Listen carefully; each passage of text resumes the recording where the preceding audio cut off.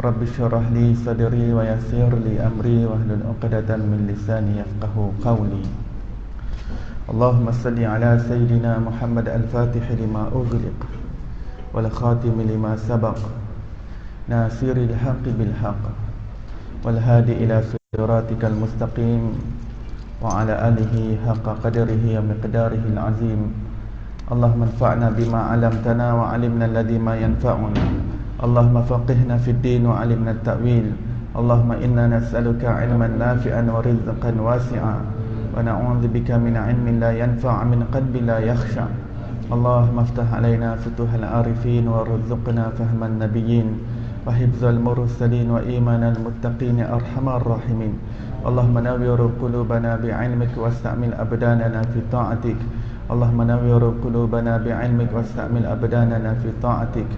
Allahumma iftah 'alaina fathan qariba fi 'ulumil aqliyati wan naqliyah bi jahi sayyidina maulana Muhammadin khairil bariyah sallallahu alaihi wasallam. Alhamdulillahi rabbil alamin. Tolong ambil satu tepi buku selawat. Cuba tak tepi driver. Kata tepi driver kat belakang. Satu. Alhamdulillah, segala puji bagi Allah Subhanahu wa taala, pencipta tujuh petala langit dan tujuh petala bumi dan segala perbendaharaan yang berada di antaranya. Segala-galanya adalah kepunyaannya, adalah miliknya. Segalanya adalah daripadanya dan kembali kepadanya. Nyawa-nyawa kita adalah berada dalam genggamannya. Junjungan besar kita, kekasih kita, pemberi syafaat kita Nabi Muhammad sallallahu alaihi wasallam, dan ke atas ahli keluarga baginda, dan ke atas para sahabatnya, dan ke atas mereka yang mengikuti jalan mereka yang terdahulu dengan cara yang terbaik sehingga hari kiamat. Alhamdulillah, muslimin muslimat yang dirahmati Allah Subhanahu wa taala,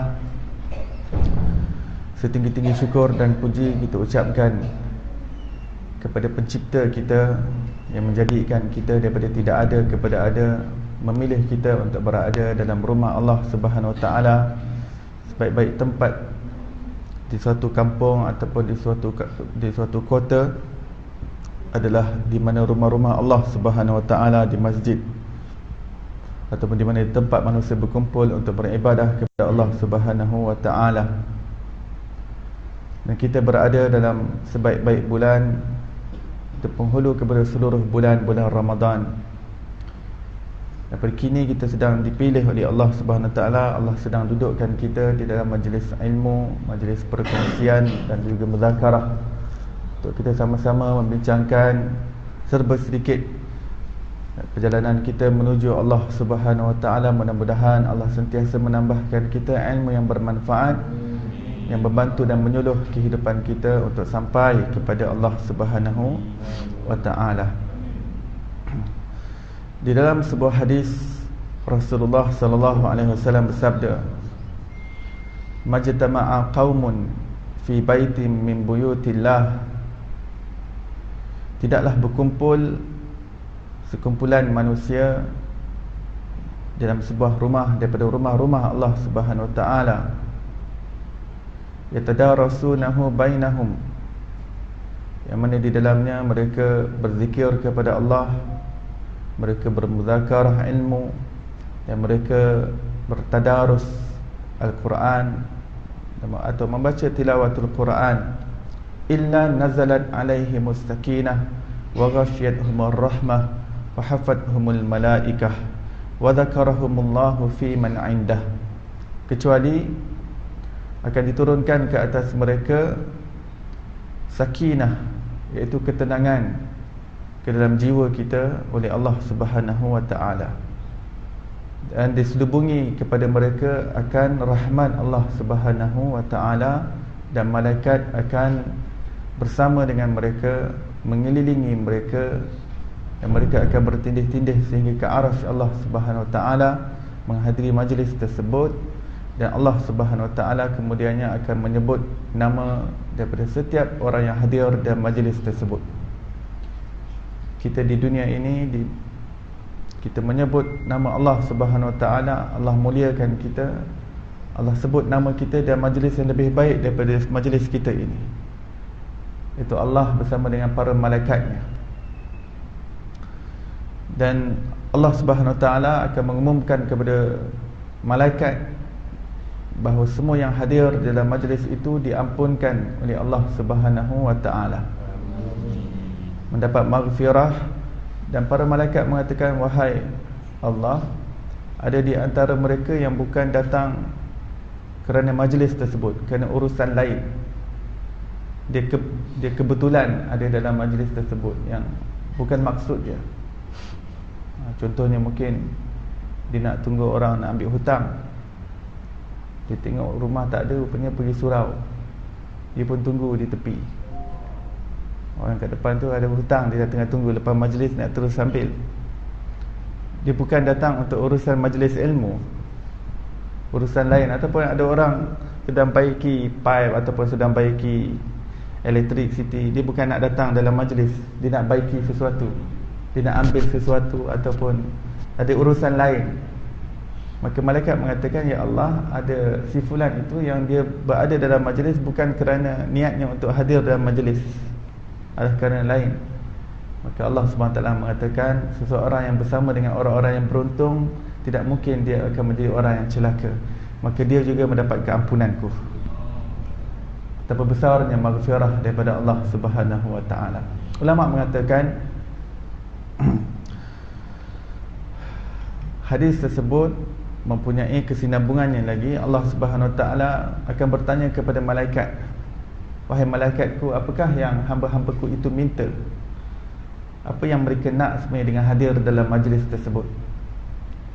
Maka malaikat mengatakan, wahai Allah, mereka nakkan dan mereka mengharapkan syurga-Mu, wahai Allah. Maka Allah mengatakan, bagaimana jika mereka melihat syurga-Ku? Kerana malaikat pernah melihat syurga Allah Subhanahu Wa Taala. Maka malaikat mengatakan, wahai Allah, jika mereka pernah melihat syurga-Mu, sudah tentu mereka akan lebih tamak lagi kepada syurga-Mu. Iaitu mereka akan lebih berharap lagi, lebih hebat lagi, lebih gigih lagi usaha mereka untuk mendapatkan syurga-Mu. Kemudian Allah bertanya, wahai malaikatku, apa yang mereka nakkan perlindungan? Apa yang mereka minta untuk berlindung? Maka para malaikat mengatakan, mereka mohon berlindung daripada api neraka-Mu, wahai Allah. Dan Allah mengatakan, bagaimana kalau mereka pernah melihat neraka-Ku? Maka malaikat mengatakan, wahai Allah, kalau mereka pernah melihat neraka-Mu, sudah tentu mereka akan bertambah takut akan neraka-Mu, siksaannya, azabnya yang pedih dan juga perit. Mereka akan lebih berusaha gigih lagi untuk menjauhkan dan menghindarkan diri mereka daripada neraka-Mu. Maka kemudian Allah Subhanahu Wa Taala mengumumkan bahawa keampunan untuk orang yang hadir, tapi oleh kerana Allah ingin memberikan kemuliaan yang lebih kepada orang yang hadir, sehingga keampunan tersebut bukan sahaja orang yang hadir, tetapi kepada kedua ibu bapanya yang menyebabkan punca wujud seseorang itu dapat hadir dalam majlis. Tanpa ibu bapa kita, adakah kita dapat hadir dalam majlis ini? Tidak mungkin. Jadi Allah Ta'ala umumkan kepada malaikat, aku ampunkan dosa ibu bapanya sekali. Mereka yang telah pun pergi meninggalkan kita, mereka mendapat hidangan mereka di sana berupa maghfirah, berupa rahmat daripada Allah Subhanahu Wa Taala. Kerana apa yang diusahakan oleh anak-anak ianya sampai kepada ibu bapa, dan mereka boleh diangkat azab ataupun siksaan kubur mereka kerana amalan anak-anak. Ya. Di dalam kitab Al-Qurtubi yang bernama At-Tadhkirah, ataupun terjemahan bahasa Melayunya berjudul Rahsia Kematian, beliau membawakan hadis-hadis dan juga riwayat-riwayat yang berkaitan dengan kematian, apa yang berlaku pada sakaratul maut, apa yang berlaku ketika sakaratul maut, berlaku selepas sakaratul maut.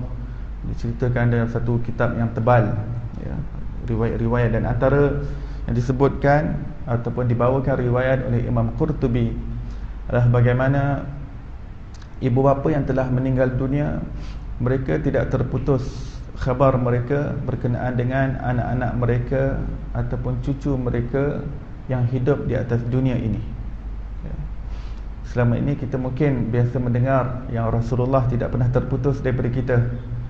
Setiap Isnin dan Khamis Rasulullah sentiasa memperhatikan kita dan mengetahui amal kita, mengetahui perbuatan kita. Hadis itu masyhur, kita semua tahu, Isnin dan Khamis Rasulullah mengatakan bahawa jika aku dapati amal umatku itu baik, maka aku akan mengucapkan syukur dan puji kepada Allah Subhanahu Wa Taala. Dan jika amalan umatku buruk, maka aku akan memohon istighfar daripada Allah Subhanahu Wa Taala kepada umatku. Demikian hadis dengan riwayat dan sanad yang kuat. Selama ini mungkin kita dengar Rasulullah SAW sahaja yang melihat kita, tetapi Imam Qurtubi membawakan riwayat mengatakan sebenarnya bukan Nabi SAW sahaja, tetapi ibu bapa kita yang sudah meninggal dunia, mereka juga memerhatikan kita. Juga disebutkan antara hari itu adalah Isnin dan Khamis juga. Ada riwayat yang lain mengatakan hanya hari Khamis. Walhasil setiap minggu ibu bapa kita mengetahui apa yang dilakukan oleh anak-anaknya. Ia bukan secara keseluruhannya, tetapi secara kasar, ya. Dan riwayat itu mengatakan juga jika mereka mendapati amal anak-anak mereka itu baik, maka mereka akan gembira kepada Allah Subhanahu Wa Taala. Kerana apa? Kerana amal yang dilakukan oleh seorang manusia, seorang anak itu, dia akan sampai secara direct, walaupun dia tak niatkan amalan itu untuk ibu bapanya, amal itu tetap sampai kepada ibu bapanya. Kerana ibu bapanya adalah asbab ataupun punca kewujudan seseorang anak itu. Maka demikian Allah Ta'ala itu menggunakan pelbagai alasan untuk nak merahmati seseorang. Allah akan menggunakan pelbagai alasan untuk nak mengampunkan seseorang, untuk nak mengangkat azab daripada seseorang hamba Allah yang beriman kepada Allah Subhanahu Wa Taala. Beruntungnya orang yang menjadi orang yang beriman kepada Allah Subhanahu Wa Taala. Alasan yang remeh-temeh pun Allah Taala akan gunakan, ya, untuk mengampunkannya. Dan apabila ibu bapa kita melihat amalan kita itu buruk, maka mereka akan memohon istighfar untuk kita. Jadi ibu bapa kita itu walaupun sudah meninggal dunia, mereka pada alam mereka itu namanya alam barzakh. Barzakh itu maksudnya pendinding. Maksudnya mereka hidup, mereka ada, tetapi mereka berada di alam yang lain, mereka berada di dimensi yang lain. Hanya saja mereka tidak dapat tembus ke alam ini kerana ada pendinding. Kecuali jika Allah ingin izinkan mereka untuk datang, untuk berjumpa secara sedar. Jika tidak, maka sistem yang asal adalah ini berada di sebalik dinding tersebut, ya. Yang kita tak faham bagaimana, kerana alam ini berlapis-lapis diciptakan Allah, ianya layer upon layer, ianya bertindih-tindih, lapisan langit satu, langit kedua, langit ketiga, semuanya bertindih-tindih di tempat yang sama. Seperti kita berada di sini, ada satu alam berjiran dengan kita dinamakan sebagai alam jin. Setiap daripada kita ada pendamping bernama qarin, disebutkan dalam Al-Quran, dalam hadis. Dia hanya layer sebelah kita sahaja, cuma kita tak nampak.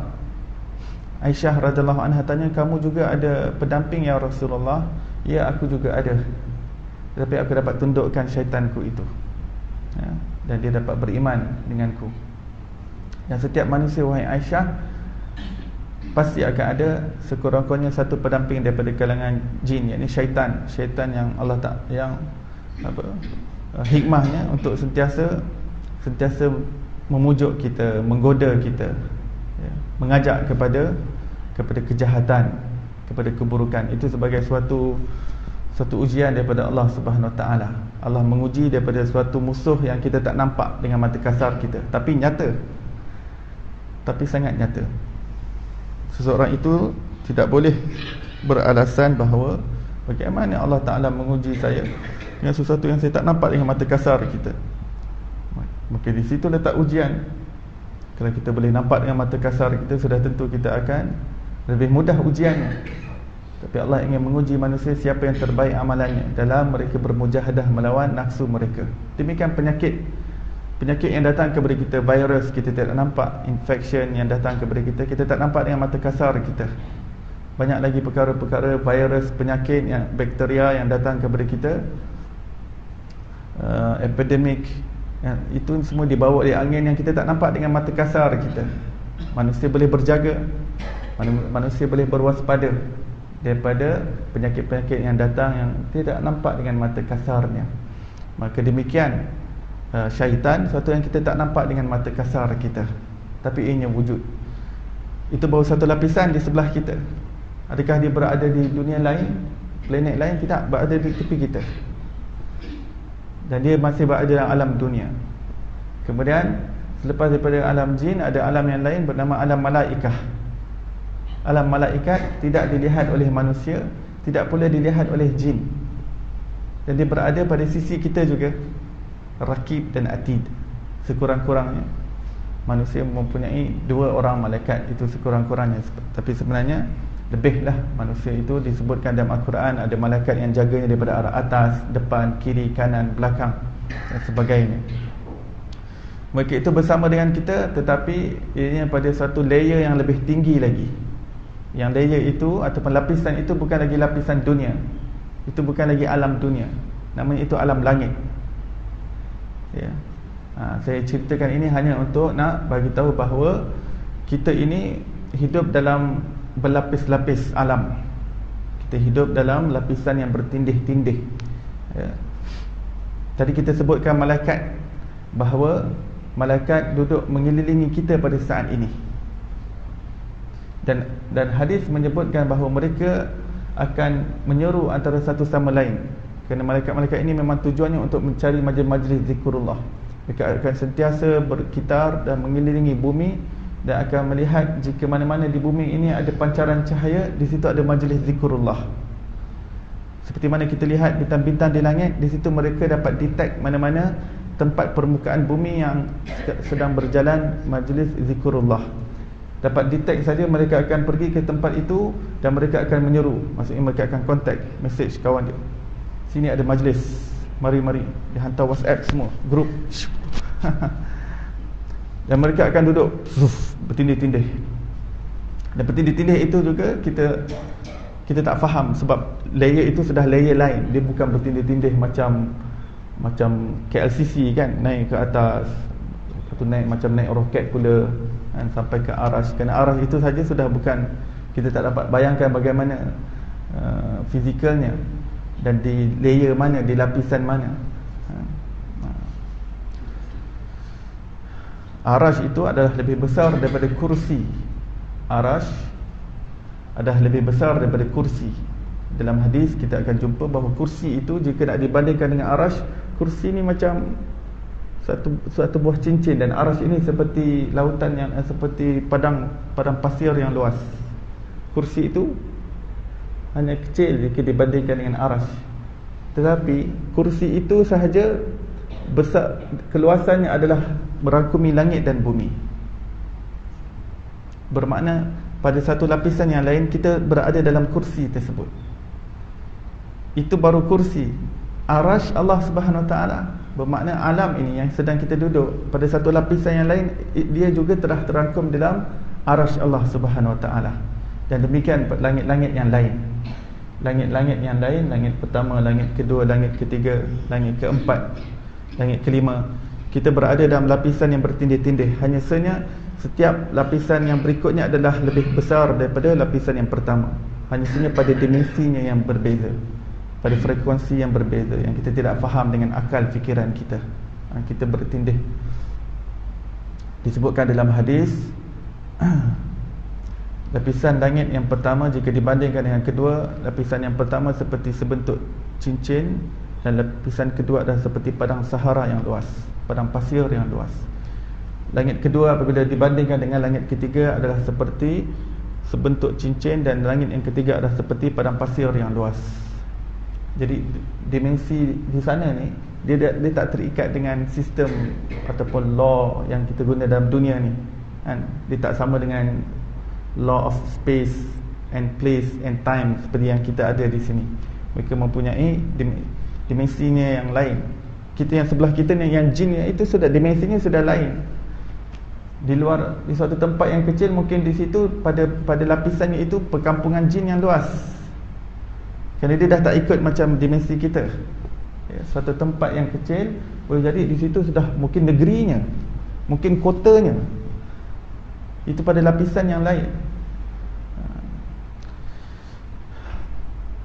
Maka demikian pada diri kita. Diri kita terdiri daripada zahir dan batin. Zahir dan batin. Zahir yang kita dapat lihat dengan mata kasar kita, jasad dan jasmani kita. Manakala pada batin kita, dan itulah hakikat diri kita, iaitu roh kita. Roh kita itu, ianya tidak berada di alam dunia, tetapi ianya berada di alam langit. Kerana ianya adalah cahaya. Cahaya itu ianya adalah sesuatu yang tinggi. Sebab tu dipanggil sebagai langit, kerana sifatnya itu tinggi. Malaikat yang berada walaupun di sebelah kita ini, dia bukan berada di alam dunia. Alam dunia bukan tempat malaikat. Malaikat tetap berada di alam langitnya. Dia bertindih kita, bertindih mengelilingi kita. Dia bukan berada di alam dunia, dia tetap berada pada alamnya. Mereka adalah daripada nur, mereka adalah cahaya. Cahaya itu bukan cahaya seperti spotlight dan juga lampu ini. Mereka adalah cahaya yang hebat. Dan cahaya itu adalah setara dengan roh kita. Seperti mana roh kita daripada cahaya, demikian cahaya malaikat. Maka kita berada pada alam itu, pada lapisan tersebut. Dan oleh kerana batin kita itu ada sesuatu yang berada pada alam yang lain, maka tidak boleh ada alat di dunia ini yang dapat detect roh tersebut. Kerana ianya mempunyai perbezaan lapisan di alam yang berbeza. Jadi betapa jauh pun alat teknologi hebat macam mana pun, betapa canggihnya perkakas scanner ataupun x-ray yang diciptakan, mereka tidak dapat tangkap roh. Kita baca eksperimen yang dilakukan oleh saintis barat. Mereka kumpulkan beberapa orang yang sudah nak meninggal dunia dalam kaca, dan mereka ingin melihat ketika sakaratul maut, dan mereka nak detect macam mana soul ataupun roh tersebut depart daripada body orang tersebut. Dia nak tengok macam mana roh tadi terlepas. Tapi mereka tak dapat detect. Kenapa? Mereka sedang mengkaji sesuatu yang bukan daripada alam ni, di suatu alam yang lain. Jadi betapa uniknya manusia. Betapa uniknya manusia yang jasadnya di alam dunia ini, rohnya pada alam yang lain. Dan sesuatu yang berada di alam lain, roh kita itu, yang kita tak nampak dengan mata kasar kita, kita tak dapat nak pegang, kita tak dapat nak sentuh, kita tak dapat nak lihat dengan roh tersebut. Tapi dialah yang menjadi hakikat kita yang sebenarnya. Dialah kita. Dan alam dunia ini bukan hakiki. Ini adalah sesuatu yang dipanggil sebagai ilusi ataupun fantasi ataupun fata morgana. Disebutkan di dalam Al-Quran dengan pelbagai istilah. Al-Quran mengatakan ini adalah ilusi, fantasi. Ada yang mengatakan ini tipu daya. Bermakna dia tipu daya. Wa ma hadhil hayatud dunya illa mata'ul ghurur. Al-ghurur, sesuatu yang nampak real tapi sebenarnya bukan real. Ini seperti hanya bayang-bayang, ataupun Quran juga mengatakan alam ini seperti permainan. Orang yang main, katakan video game, katakan video game bukan betul. Orang yang main toys ni main kereta bukan betul. Dia main, dia nampak, dia keluarkan bunyi, tapi itu bukan kereta betul. Toys, dia buat pondok-pondok, buat rumah, itu bukan rumah betul. Itu budak-budak main. Allah mengatakan wa ma hadhil hayatud dunya illa la'ibun wa lahwun. Dunia ini tidak lain kecuali permainan dan senda gurau. Permainan dan senda gurau, suatu hiburan yang bukan betul. Itu bukan real, bukan hakikat, bukan hakiki. Yang hakiki adalah roh kita sebenarnya. Sebab itu Allah Ta'ala hanya memandang pada roh kita, pada hati kita. Ya, di dunia ini Allah Ta'ala bagi ini sebagai ujian.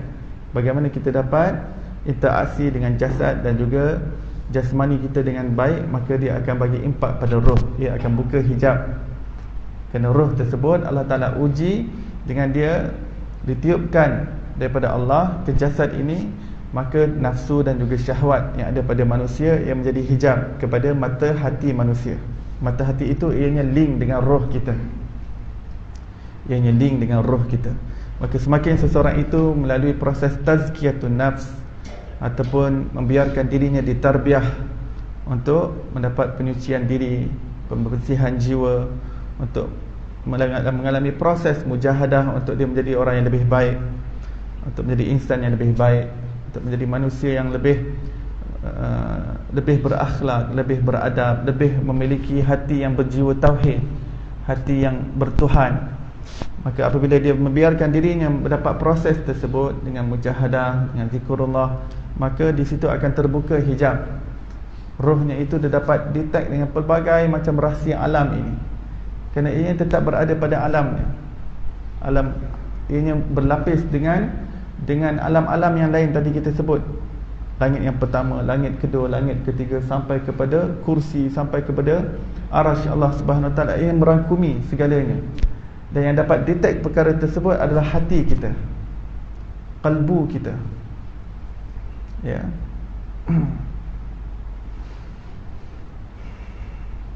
Dan oleh kerana itu ulama mengatakan bahawa berhubungan dengan hadis yang kita sebutkan tadi, apabila seseorang itu duduk dalam majlis ini, dia mendapatkan sakinah, dia mendapat ketenangan, itu adalah kerana lantaran malaikat yang mengelilingi kita. Dan hati kita, roh kita itu yang berada pada alam sama dengan alam malaikat, dia dapat detect kehadiran malaikat yang kita mungkin tidak dapat faham dengan akal kita. Kita tidak faham dengan, tidak dapat sedar dengan akal kita. Tapi demi Allah, ketenangan, ketenteraman jiwa dan sakinah yang kita peroleh, yang mungkin kita tak dapat di luar sana. Di luar sana penuh dengan kesibukan, tapi hadir dalam majlis ilmu, Masya Allah, tabarakallah. Kadang-kadang sakinah itu boleh membawa kepada ngantuk dan terus tidur, Masya Allah. Di luar sana mungkin dia tak dapat tidur di rumah. Satu malam tak dapat tidur, fikir pasal problem, fikir pasal kewangan, pasal ekonomi, pasal kena buang kerja. Masuk dalam majlis sakinah, Masya Allah, ya, tenang. Lebih-lebih lagi waktu khutbah Jumaat itu, Masya Allah, sakinahnya itu hebat, tawaduknya itu begini, tawaduk, ya, tawaduk wa tadarru' wa takhasyu'. Kenapa? Ketenangannya itu terasa melebih-lebih, melimpah-limpah, begitu. Sakinahnya melimpah-limpah sampai terkesan tadarru' dan tawaduknya itu. Dan bila khatib kata, innallaha ya'muru bil 'adli wal ihsan wa ita'i dzil qurba wa yanha 'anil fahsya'i wal munkari wal baghi, otomatik terbangun. Wadhkurullahal azim yadhkurkum washkuruhu ala ni'amihi yazidkum was'aluhu min fadlihi yu'tikum wa la dzikrullahi akbar wallahu ya'lamu ma tasna'un. Aqimus shalah. Diterus, masya-Allah. Tapi baik-baik ya, kalau dia terangkat punggung papan itu, papan punggungnya boleh terbatal wuduknya. Terlalu tawaduk kadang-kadang sampai ke dahinya menyembah ke bumi. Kalau terangkat papan punggung walaupun satu saat dalam keadaan tertidur, terbatal, ya, dia kena perhatikan.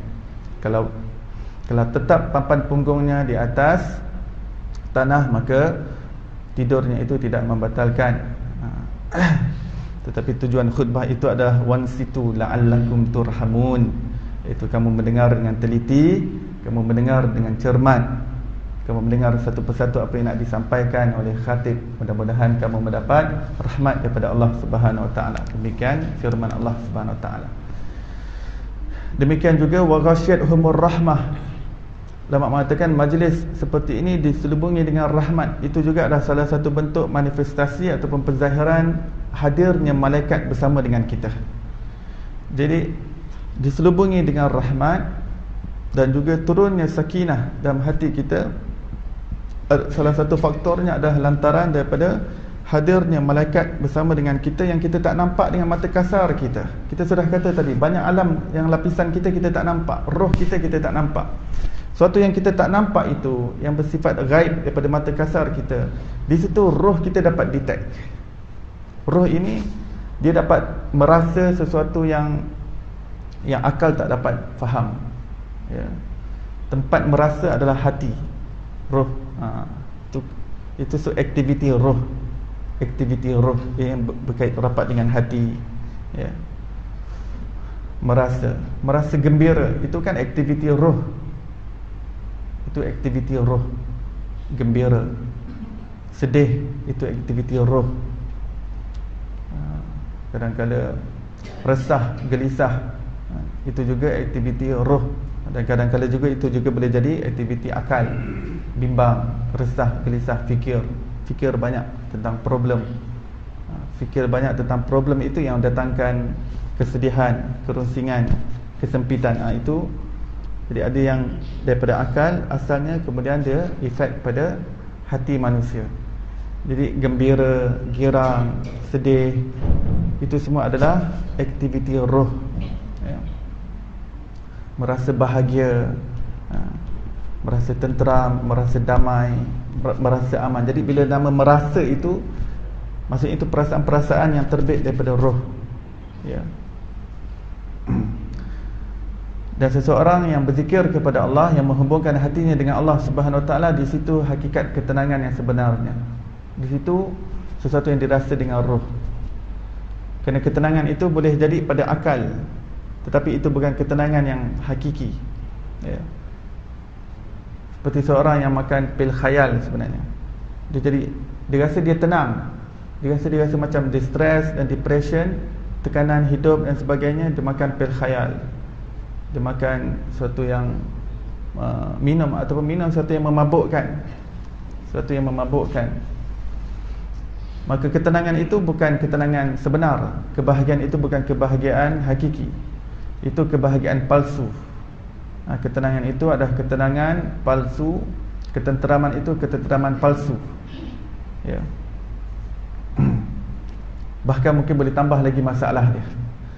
Dia ingat dia nak minum ataupun makan pil khayal tersebut, ataupun dadah dan sebagainya, untuk nak hilangkan stres dan masalah. Benda tu sekejap saja. Palsu dia tu begitu sekejap, kemudian tambah masalah lagi. Cari lagi bugs. Mana lagi nak beli? Tak dapat bugs, curi duit orang.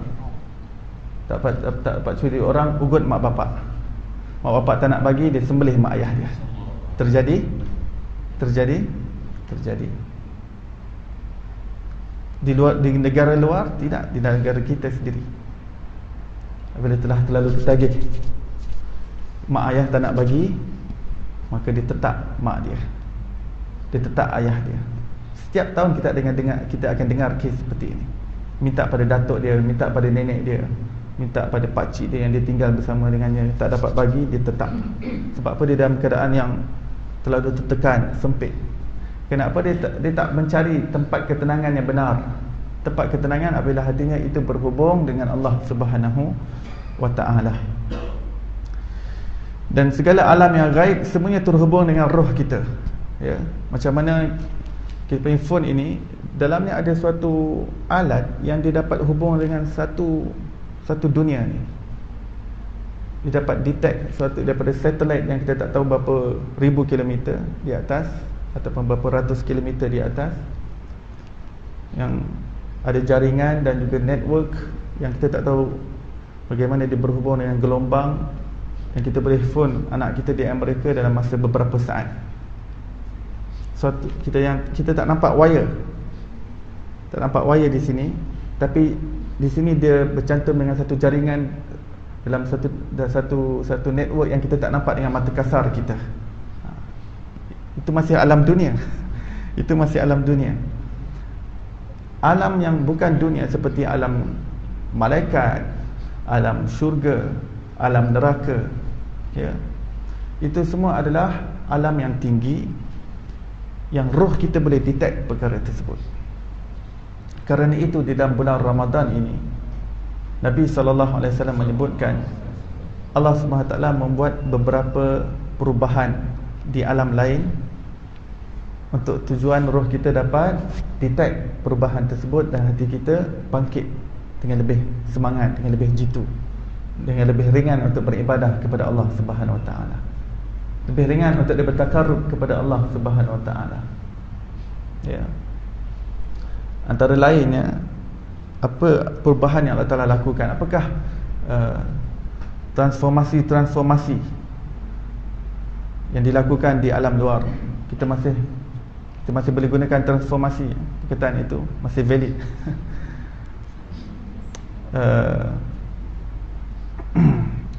Perubahan yang pertama yang berada di alam ghaib, yang lapisan paling dekat dengan kita, iaitu alam jin ataupun alam syaitan. Mereka masih berada di alam dunia, tetapi kita tak nampak dengan mata kasar kita. Mereka diikat, dibelenggu, dirantai, dipasung dan diletakkan di dalam lautan. Ya, Allah Ta'ala cabut semua qarin-qarin, semua pendamping-pendamping yang sepanjang tahun dia bersama dengan kita. Allah Ta'ala ikat, rantai, lalu suruh malaikat pasung, campakkan dalam lautan. Tak ada siapa daripada syaitan-syaitan yang durjana ini yang boleh kacau daripada hamba-hambaku yang ingin beribadah dalam bulan Ramadan. Kerana Ramadan aku sediakan untuk hamba-hambaku datang menghadapku,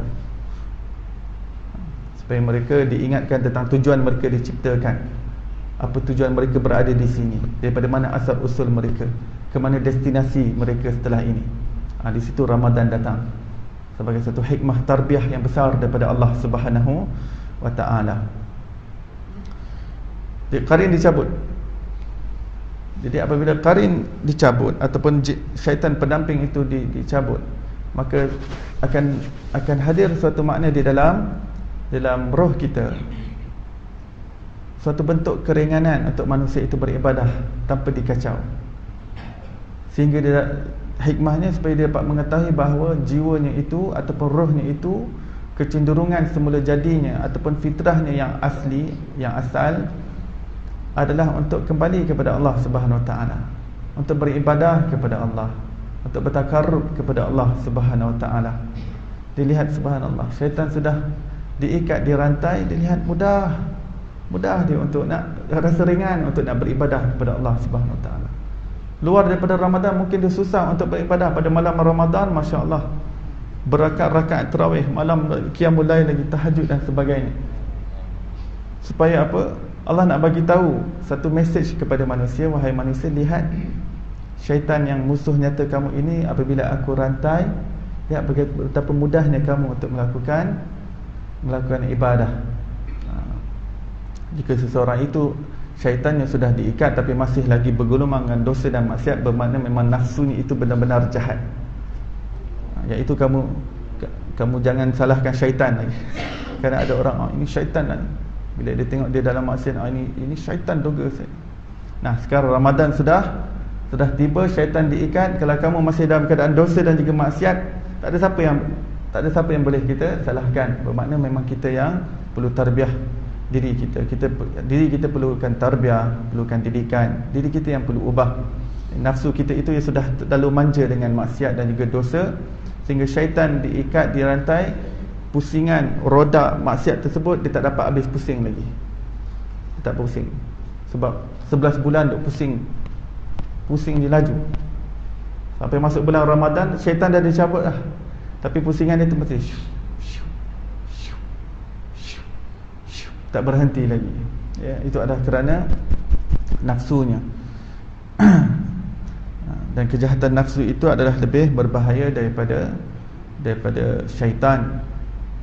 Musuh kita yang paling ketat adalah nafsu. Walaupun dalam Al-Quran mengatakan bahawa syaitan itu adalah musuh nyata kamu, tapi dalam hadis pula kita akan mendapati bahawa di samping syaitan itu adalah musuh kita, musuh yang paling ketat daripada syaitan lagi adalah nafsu kita. Kenapa? Nafsu itu berada dekat dengan kita, dia berada pada dengan kita sebagai satu ujian daripada Allah Subhanahu Wa Taala. Jadi syaitan itu ujian daripada luar, nafsu itu ujian daripada dalam. Di situ pertarungan manusia berlaku, mujahadah melawan nafsu. Di situ pertarungannya di dalam, ya. Jadi kita dapat detect, ya. Kita dapat detect ringan dapat beribadah itu, roh kita yang dapat detect sebenarnya. Kalau kita rasa ringan, itulah detection daripada roh yang syaitan telah dibelenggu.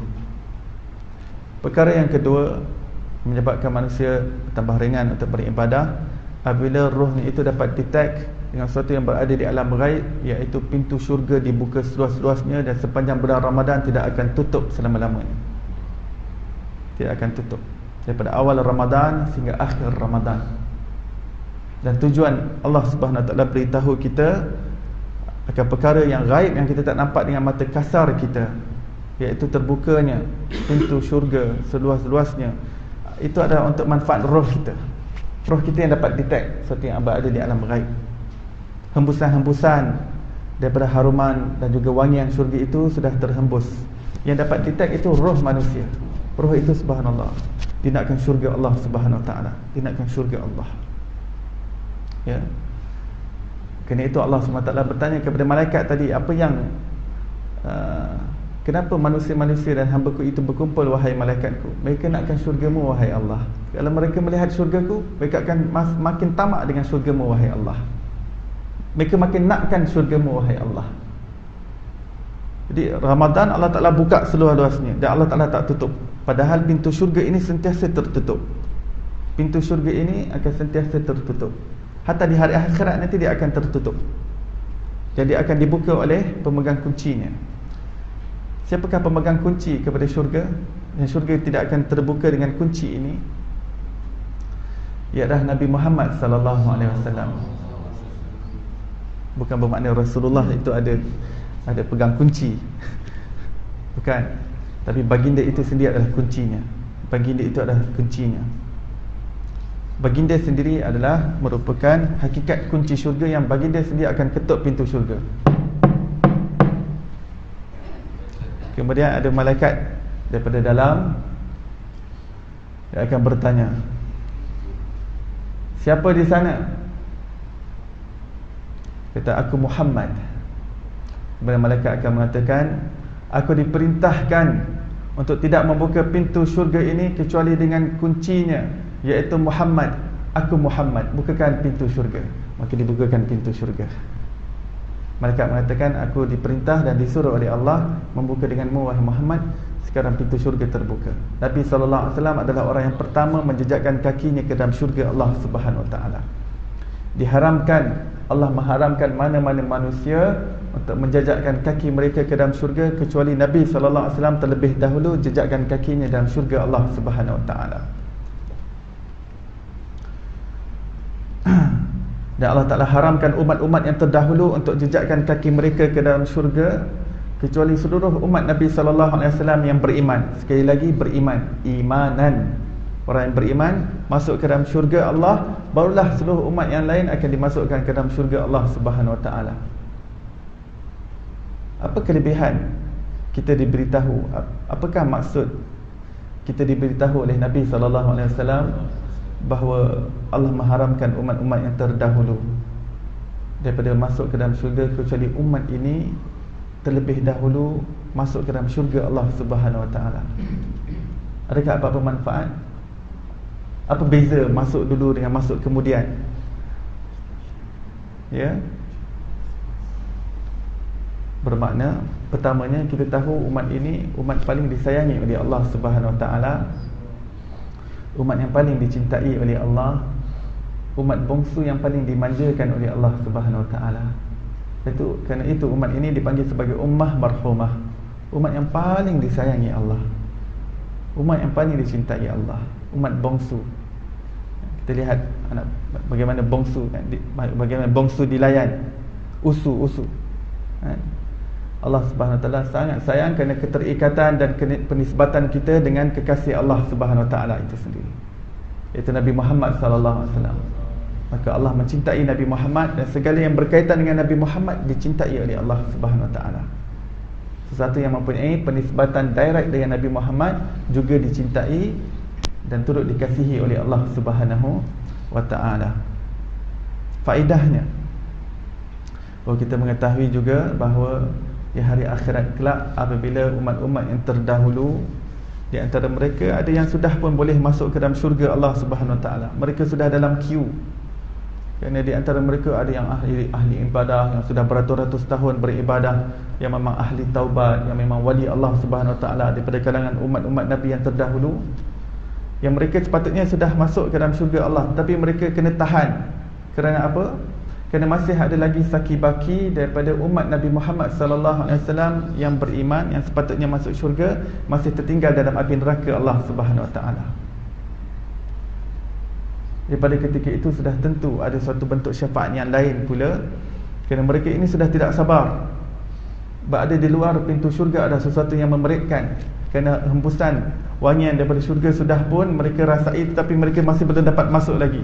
Mana umat Nabi yang terakhir ini? Mana umat Nabi Muhammad yang terakhir? Sebab walaupun tinggal seorang sahaja dalam api neraka Allah, mereka semua tidak dibenarkan langsung untuk jejakkan kaki mereka ke dalam syurga Allah Subhanahu Wa Taala. Walaupun tinggal seorang sahaja orang yang beriman daripada kalangan umat Nabi Muhammad. Maka sudah tentulah umat-umat yang terdahulu juga akan menggunakan doa-doa mereka dan juga syafaat-syafaat mereka supaya dipercepatkan umat Nabi Muhammad sallallahu alaihi wasallam yang beriman untuk keluar daripada api neraka Allah Subhanahu Wa Taala. Jadi umat Rasulullah ini adalah istimewa, special di sisi Allah Subhanahu Wa Taala. Kerana keterikatan kita dengan Nabi Muhammad sallallahu alaihi wasallam. Maka seseorang itu jangan sampai dia berputus asa daripada rahmat Allah Subhanahu Wa Taala. Jangan sampai dia berpatah harap. Jika seseorang itu tersungkur dalam dosa dan maksiat, terus bangkit meminta taubat daripada Allah Subhanahu Wa Taala. Terus cuba untuk memperbaiki, terus cuba untuk mengubah dirinya. Maka seseorang itu tidak dapat dilepaskan daripada api neraka Allah Subhanahu Wa Taala kecuali dia diberikan pengampunan oleh Allah Subhanahu Wa Taala. Di situ datangnya doa-doa para malaikat, doa-doa para umat Nabi yang juga Nabi yang terdahulu, juga umat mereka. Mereka sama-sama berdoa supaya cepat keluar. Sebab yang terakhir ini bila dia masuk ke dalam syurga, barulah yang lain semua dapat masuk, umat yang terdahulu. Kerana itu Rasulullah pernah sebutkan dalam hadis kisah berkenaan lelaki yang terakhir yang keluar daripada api neraka Allah Subhanahu Wa Taala, dan dia yang terakhir masuk ke dalam syurga Allah Subhanahu Wa Taala. Jadi ada satu kisah yang daripada kalangan umatnya, ada lagi satu kisah yang memang daripada umat yang terdahulu, tak tahu daripada umat mana, yang betul-betul yang terakhir daripada api neraka Allah Subhanahu Wa Taala, dan dia menjadi orang yang terakhir secara mutlak, secara total masuk ke dalam syurga Allah Subhanahu Wa Taala. Jadi ada dua jenis riwayat. Satu yang terakhir daripada kalangan umatnya, dan satu yang terakhir daripada kalangan penghuni neraka secara keseluruhannya. Yang memang dia keluar memang dia dah tak nampak queue orang dah. Semua orang dah masuk. Tapi dia pun tak percaya kenapa dia boleh masuk ke dalam syurga. Rupanya dia dapati ada cahaya satu zarah iman dalam hatinya. Allah nakkan iman saja dalam hati kita. Allah nakkan iman dalam hati kita. Jika tidak ada iman, maka bagaimana dia dapat keluar daripada api neraka Allah Subhanahu Wa Taala? Seseorang itu dapat keluar daripada api neraka Allah dengan maghfirah. Mekanismenya adalah pengampunan. Ya. Dan pengampunan di hari akhirat nanti juga datang oleh kerana syafaat daripada Nabi Muhammad sallallahu alaihi wasallam, syafaat daripada anak kita yang telah meninggal dunia ketika kecil. Jangan main-main dengan anak yang kecil. Mereka akan meronta menangis di hadapan Allah. Mereka akan keluar daripada syurga. Kami takkan masuk dalam syurga kecuali keluarkan dulu ibu bapa kami. Maka Allah menyuruh malaikat cari mana ibu bapanya. Aku tidak dapat melihat anak ini menangis di pintu syurga. Meronta-ronta, keluarkan lagi. Kemudian ada pula yang anaknya belajar hafiz Quran, ada yang anaknya menjadi alim ulama, ada yang menjadi da'i ilallah. Ini ada syafaat yang tersendiri. Kemudian ada yang mati syahid. Kemudian ada yang meninggal kerana melahirkan. Nanti ada syafaatnya pula, sebab orang yang meninggal ketika melahirkan adalah syahid. Orang-orang yang meninggal kerana keracunan ataupun sesuatu yang berasal daripada perut, syahid.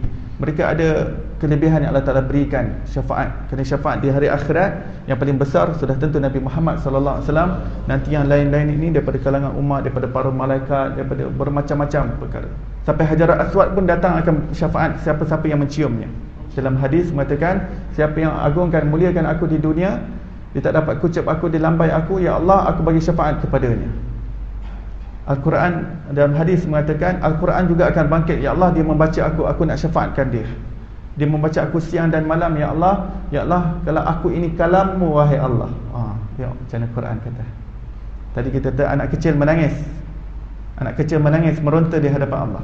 Sekarang Al-Quran dia mengatakan, wahai Allah, kalau aku ini benar-benar kalammu, syafaatkan dia ya Allah. Lepaskan dia daripada api neraka-Mu wahai Allah. Itu semua Allah yang aturkan. Allah nak tunjukkan sebenarnya betapa besarnya keluasan rahmat Allah dan keampunan Allah kepada manusia yang beriman kepada Allah Subhanahu Wa Taala. Dan hadis mengatakan puasa akan bangkit di hari akhirat. Puasa yang kita tak nampak ini, yang kita lakukan ibadahnya daripada fajar sehingga terbenamnya matahari, kita tak dapat pegang, kita tak dapat sentuh, dia akan bangkit di hari akhirat. Ini alam yang lain, lapisan yang lain. Kita tak nampak dengan mata kasar kita. Jiwa kita dapat detect. Seorang yang berpuasa, hatinya akan, maksudnya adalah untuk nak bersihkan hatinya daripada segala sesuatu selain Allah. Sampailah hati itu bersih, suci, hatinya dipenuhi dengan Allah Subhanahu Wa Taala. Jadi seseorang yang memahami makna Ramadan tersebut, sudah pasti dia nak sepanjang tahun itu Ramadan. Jika seseorang mengetahui apakah hakikat yang terkandung dalam Ramadan, dia pasti inginkan seluruh tahun itu adalah Ramadan. Kenapa?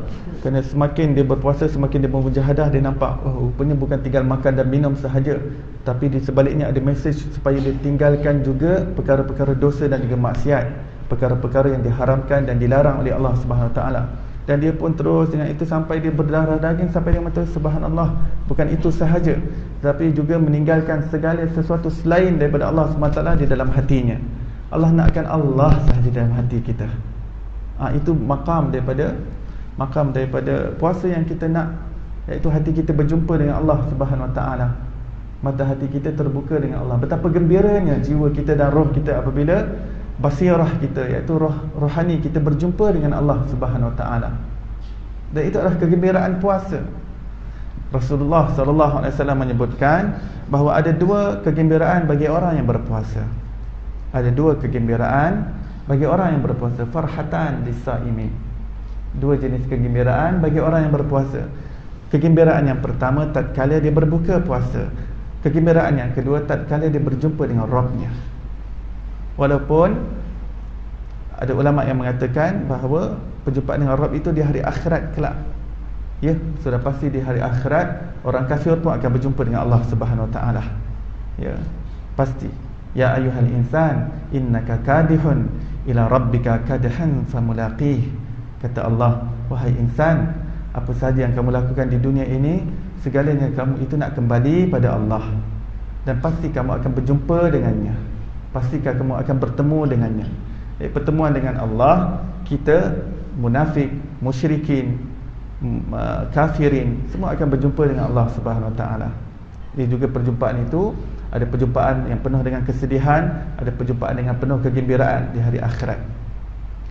Namun daripada satu sisi, perjumpaan dengan Allah di hari akhirat, sebelumnya di dunia ini hati kita dah berjumpa dengan Allah Subhanahu Wa Taala. Di situ kegembiraan juga. Hakikat kegembiraan daripada berpuasa, itu apabila hati kita berjumpa dengan Allah, yakni hati kita bermakrifat kepada Allah Subhanahu Wa Taala. Tidaklah suatu ibadah itu difardukan oleh Allah Subhanahu Wa Taala kecuali dengan hikmah supaya kita bermakrifat kepada Allah Subhanahu Wa Taala. Tidak ada suatu kewajipan yang difardukan oleh Allah Subhanahu Wa Taala ke atas hamba-Nya kecuali hikmah besar di sebalik ibadah tersebut. Yang difardukan adalah supaya jiwa dan juga hati manusia bermakrifat kepada Allah, mengenal Allah, terbuka hijab antara hatinya dengan Allah Subhanahu Wa Taala. Maka muslimin dan muslimat, seseorang itu tidak dapat keluar daripada neraka Allah kecuali dengan maghfirah, keampunan Allah Subhanahu Wa Taala.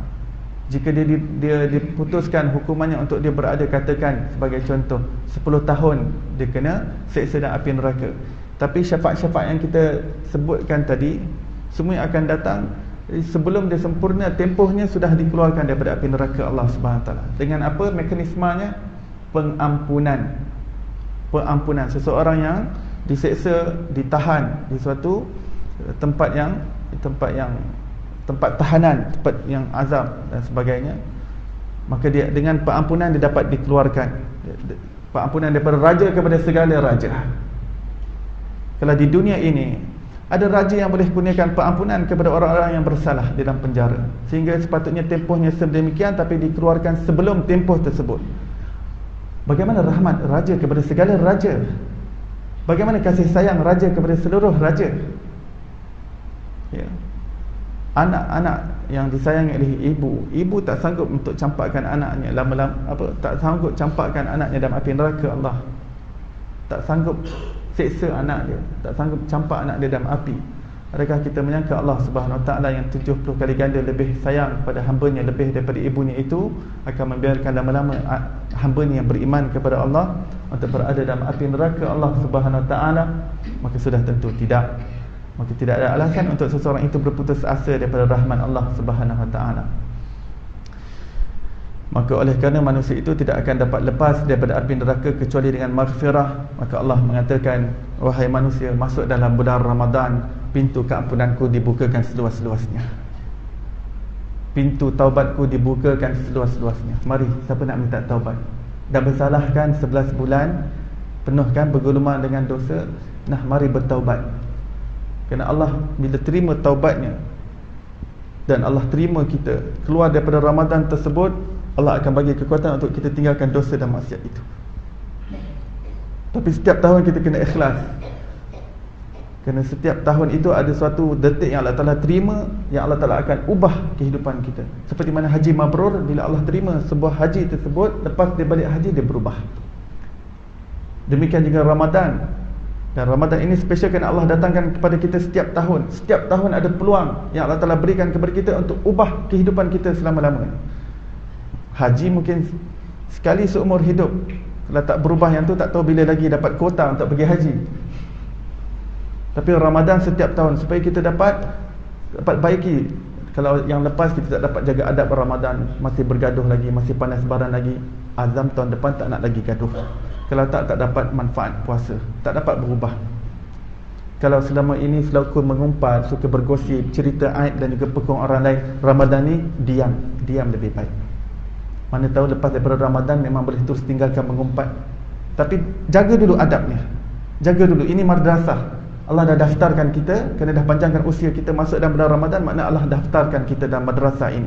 Nah, kita terima peraturan dan juga undang-undangnya. Jangan mengumpat. Jangan mengumpat. Siti Aisyah radhiyallahu anha berpendapat, pada pandanganku, kata Siti Aisyah, orang yang mengumpat pada siang hari di bulan Ramadan sudah batal puasanya, wajib qada. Siti Aisyah kata, minta maaf bagi pandanganku. Walaupun empat mazhab yang setelahnya tidak mengambil pendapat Siti Aisyah, tapi Siti Aisyah, beliau mempunyai pandangannya tersendiri kerana melihat Rasulullah SAW mengatakan ada dua orang wanita yang mengumpat di siang hari yang batal puasanya kerana mengumpat. Tapi empat imam mazhab yang lain mengatakan yang batal itu adalah batal ganjaran pahala puasanya, tapi ibadahnya tetap sah.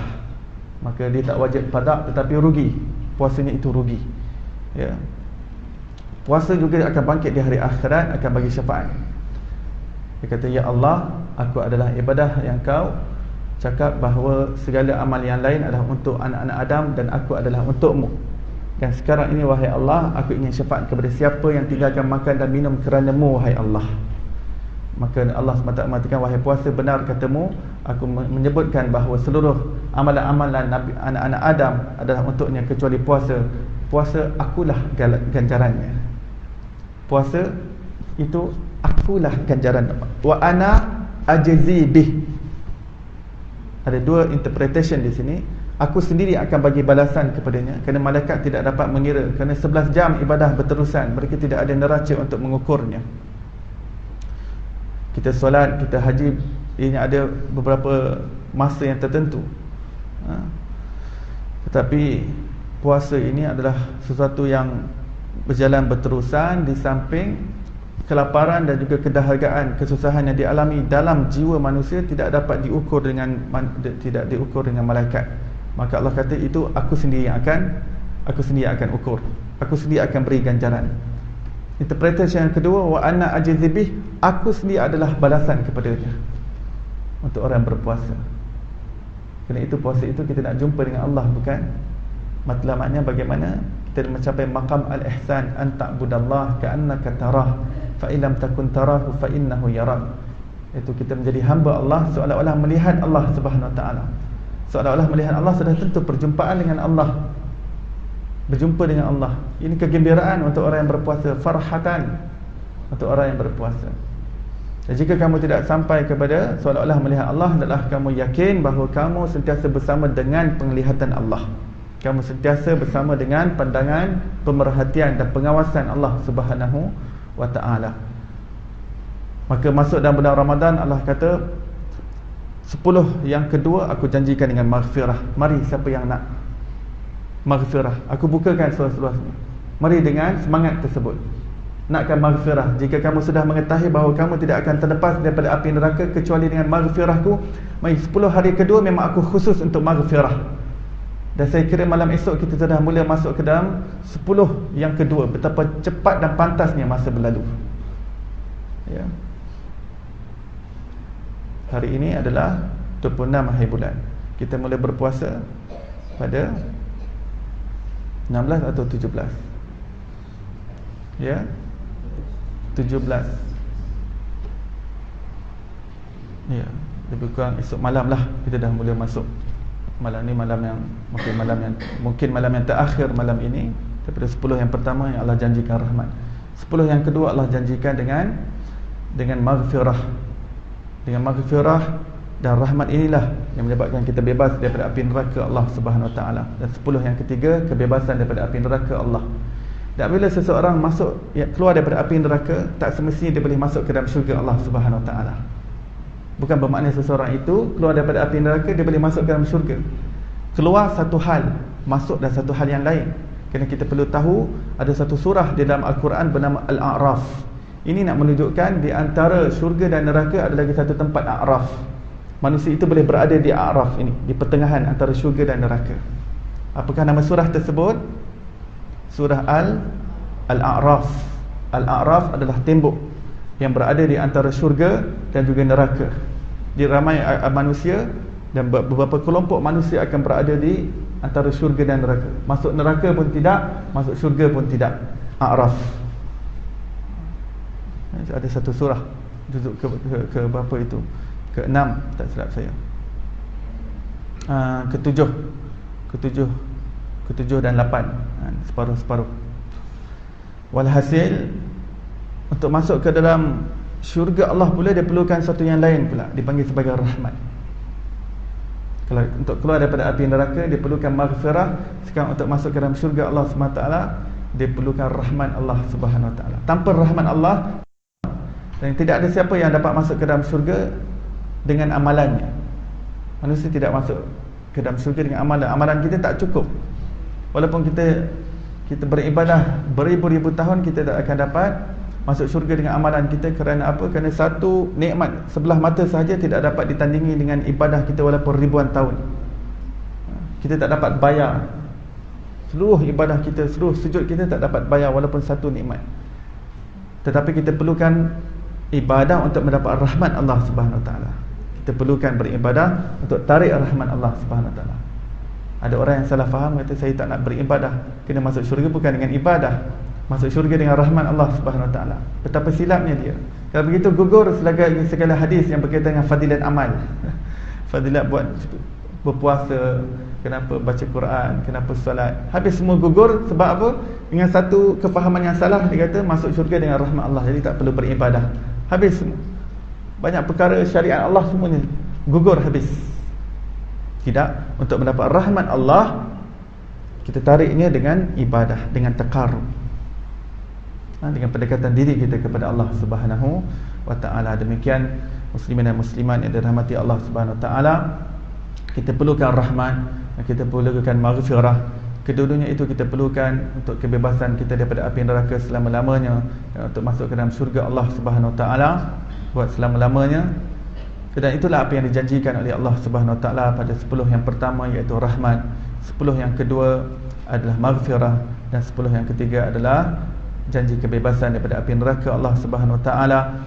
Dan tertutupnya pintu neraka sepanjang bulan Ramadan serapat-rapatnya, dibukakan seluas-luasnya pintu syurga. Itu semuanya adalah untuk roh kita detect.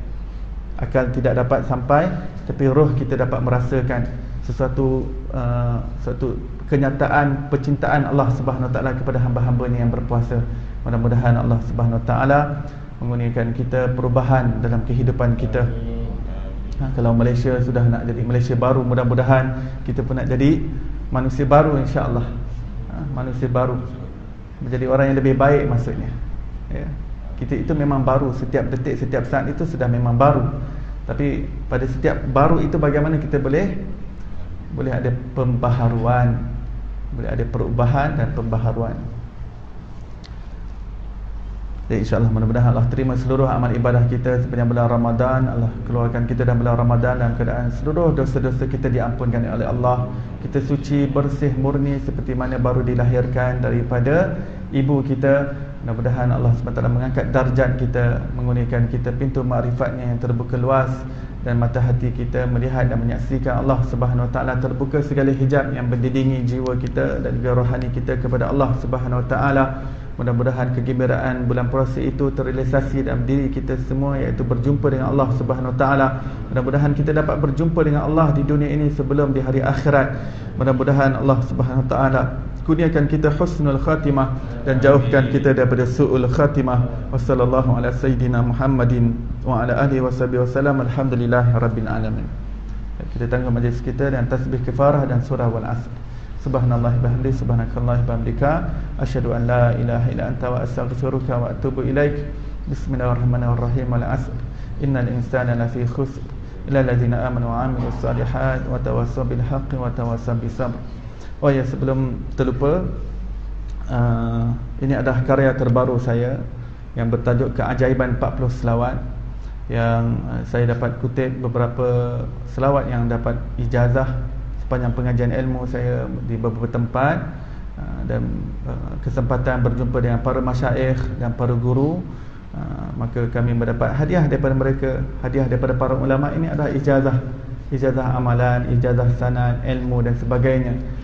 Jadi daripada beberapa tempat yang dapat kami kumpulkan selawat-selawat ini, dan apabila pulang ke Malaysia, saya memikirkan sesuatu yang baik untuk saya himpunkan koleksi selawat yang telah kami dapatkan daripada para masyaikh untuk dijadikan sebagai suatu amalan yang mudah untuk kita dapat amalkan.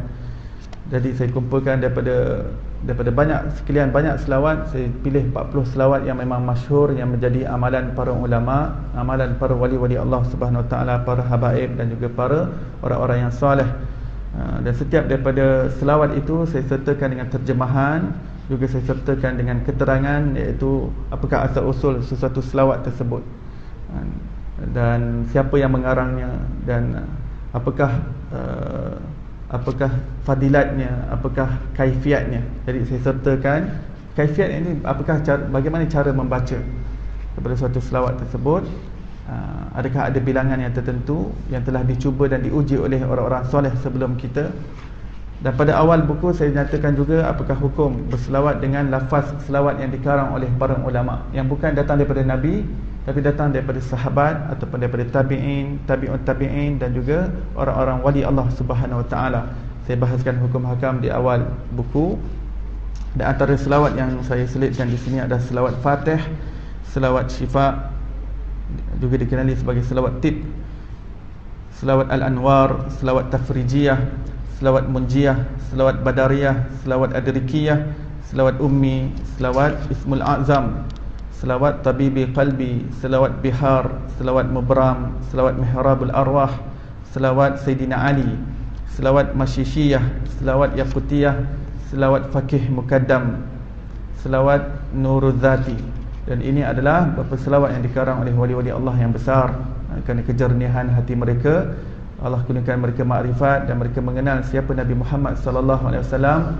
Mereka mengalir daripada kejernihan hati mereka dengan lafaz-lafaz selawat yang mereka karangkan dan diamalkan oleh manusia yang begitu banyak, yang ianya mujarab untuk menunaikan hajat, untuk ditunaikan hajat manusia, ataupun melansaikan hutang, ataupun menghilangkan keresahan, kebimbangan, tekanan hidup, juga untuk untuk ditunaikan permohonan-permohonannya. Kerana Rasulullah mengatakan, barang siapa yang banyak berselawat ke atasku, yang menggunakan sebahagian besar masanya untuk berselawat ke atasku, sudah pasti Allah akan menunaikan hajat-hajatnya, apa yang didoakan, apa yang dimohonkan. Allah lansaikan hutang piutangnya, dan Allah Ta'ala akan angkat dia daripada keresahan.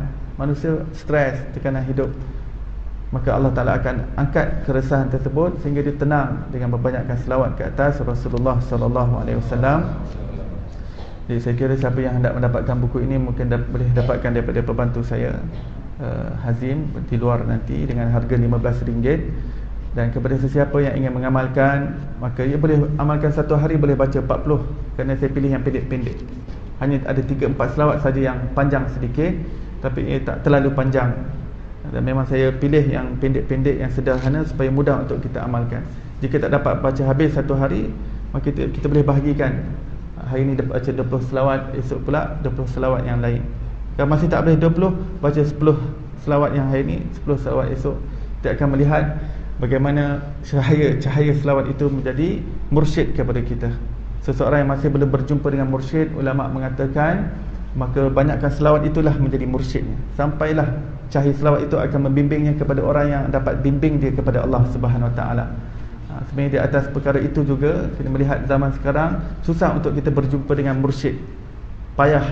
Kerana itu juga adalah mendorong saya untuk mengumpulkan selawat-selawat ini. Mudah-mudahan ini dapat membantu kita sehingga Allah Ta'ala sendiri akan bawa kita kepada orang yang boleh bimbing kita. Bahkan orang yang apabila kita sudah berjumpa dengan mursyid sekalipun, kita terus berselawat ke atas Rasulullah sallallahu alaihi wasallam. Wallahu alam. Sekian, wabillahi taufiq wal hidayah. Wassalamualaikum warahmatullahi wabarakatuh.